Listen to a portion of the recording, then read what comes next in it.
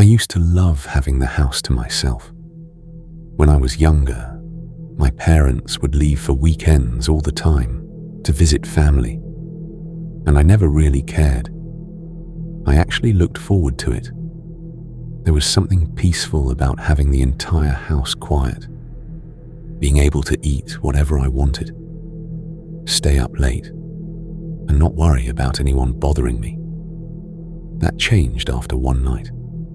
I was 17 when this happened. My parents had planned a weekend trip and asked me if I wanted to come. I said no because I had school stuff to finish and wanted to hang out with my friends. The first day was completely normal. I ordered food, played video games, watched movies, and enjoyed the silence. Nothing felt weird. That night, I went to bed around midnight. My room was on the second floor, and my parents' bedroom was across the hallway. The house was completely dark except for the small nightlight near the stairs. At around 2:47 a.m., I woke up. I didn't know why at first. Then I heard it. A noise downstairs. It sounded like something had fallen. I sat in bed for a few seconds, trying to convince myself it was just the house settling. Old houses make weird noises all the time. Then I heard another sound, a drawer opening. That immediately woke me up. I grabbed my phone and turned on the flashlight. My first thought was that maybe one of my parents had come home early. But then I remembered. They weren't coming back until Sunday. I stayed completely still, listening. A few seconds passed. Then I heard footsteps. Slow footsteps. Someone was walking around downstairs. I felt my entire body freeze. The worst part wasn't even that someone was inside my house. It was that they weren't rushing. They sounded comfortable, like they knew exactly where they were. I locked my bedroom door quietly and called my dad. He answered half asleep. I whispered, "I think someone is downstairs." He immediately woke up. He told me to lock myself in my room and call the police. I did. While I was waiting, I heard the footsteps move closer. They stopped at the bottom of the stairs. My room was directly above the staircase. I could hear someone standing there, not moving, just waiting. I remember staring at my door handle, expecting it to move. Then my phone buzzed. The police dispatcher had texted me asking if I was still inside. The vibration sounded unbelievably loud. A few seconds later, the footsteps started again, but this time, they weren't downstairs anymore. They were walking back toward the kitchen. I don't know if they heard my phone or not. The police arrived about 10 minutes later. Those 10 minutes felt like an hour. They searched the entire house, but didn't find anyone.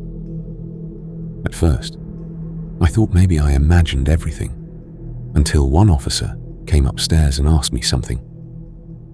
"Did you leave your back door unlocked?" I immediately said no. He showed me the door. The lock had been forced open. They found fingerprints on the kitchen window and discovered someone had entered through the backyard. The officer told me something that still bothers me. The person didn't seem to be looking for random things. They had opened drawers, checked rooms, and moved through the house slowly, like they were searching for something specific. We never found out who it was. A few weeks later, my parents installed cameras and a better security system.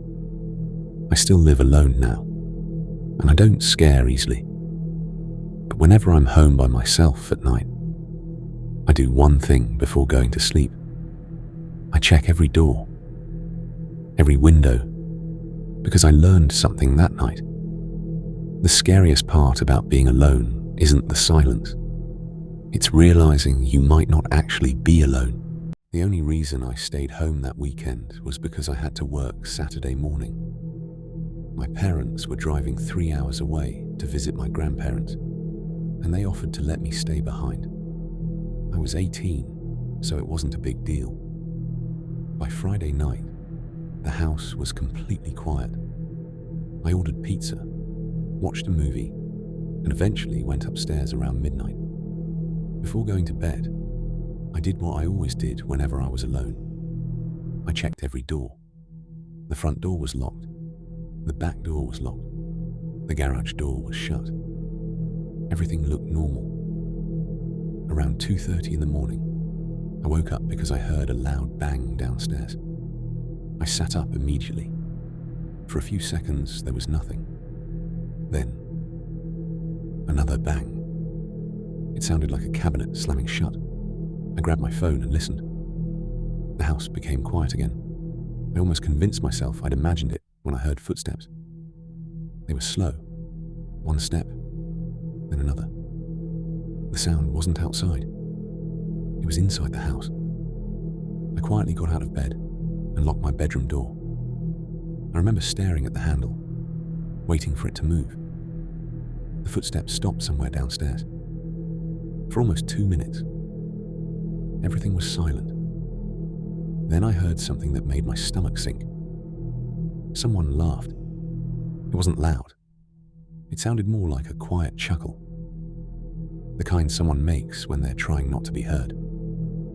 I immediately called 911. The dispatcher told me to stay in my room and not make any noise. While I waited, I heard footsteps again. This time, they were on the stairs. Each step creaked. Slowly, deliberately. I held my breath. The footsteps reached the second floor, and they stopped, right outside my bedroom. I stared at the bottom of my door. A shadow appeared underneath it. Someone was standing there. I expected the doorknob to turn. Instead, there was a knock. 3 slow knocks. Nothing else. No voice. No attempt to get in. Just 3 knocks. A few seconds later, the shadow disappeared. The footsteps walked back downstairs. I heard the back door open, then close. The police arrived less than 5 minutes later. They searched the house and the yard. Nobody was there. At first, I thought whoever it was had simply run away.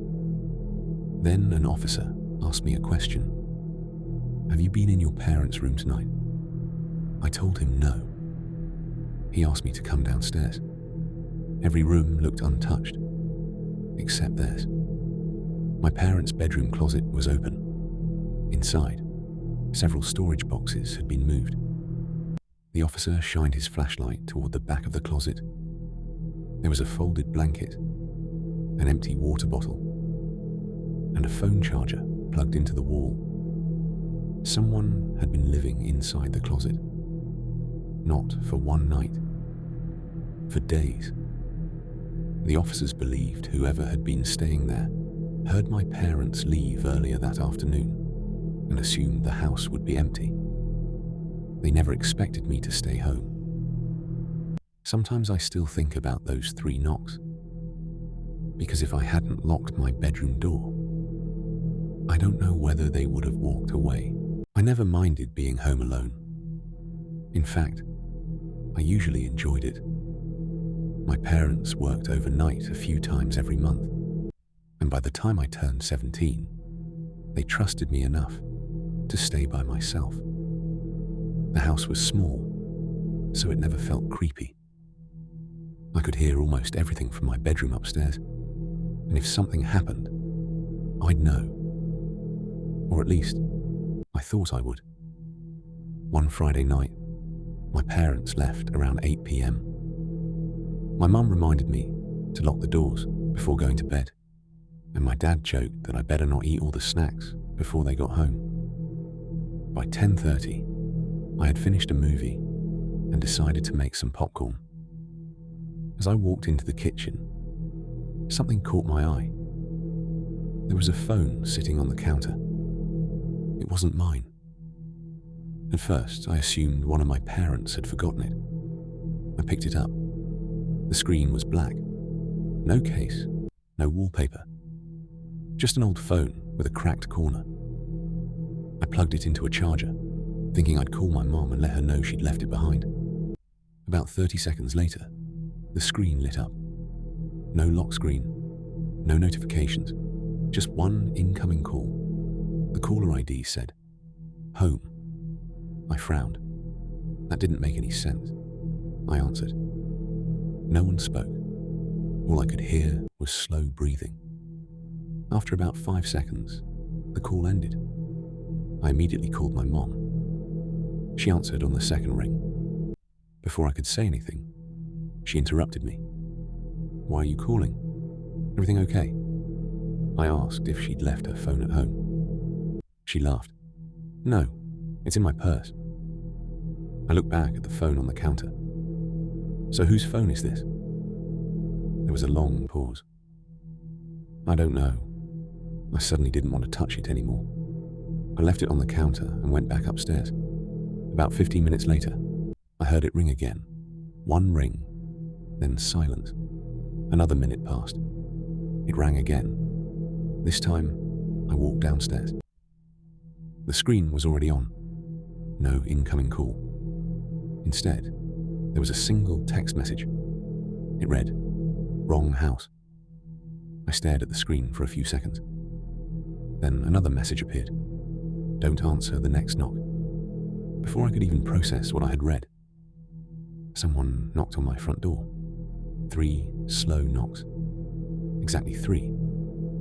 Every light in the house was off, except the one over the stove. I couldn't see who was outside. I stood completely still. Another 3 knocks. Then silence. About a minute later, I heard footsteps walking away from the porch. I looked through the peephole. No one. The driveway was empty. I called the police anyway. While I waited, I stayed upstairs, watching the front yard through my bedroom window. When the officers arrived, they searched around the house, but didn't find anyone. One officer asked about the phone. I brought him into the kitchen. It was gone. The charger was still plugged into the wall, but the phone had disappeared. The officers searched the entire house. Nothing. No phone. No signs of forced entry. No footprints. Nothing. I figured maybe I'd imagined part of it. Maybe stress had gotten to me. Then, just before the officers left, one of them stopped near the front porch. He bent down and picked something up. It was a small folded piece of paper tucked underneath the welcome mat. He opened it. His expression changed immediately. He didn't show it to me. He quietly folded it back up and slipped it into an evidence bag. I asked what it said. He looked at me for a second before answering. "It isn't important." Years later, I requested the incident report out of curiosity. Most of it was exactly how I remembered, except for one sentence that had never been mentioned to me. Handwritten note, recovered from front entrance, appeared to identify the resident by name and stated that the subject had arrived one day earlier than expected. To this day, I still don't know who left the phone, or how they knew I wasn't supposed to be home that night.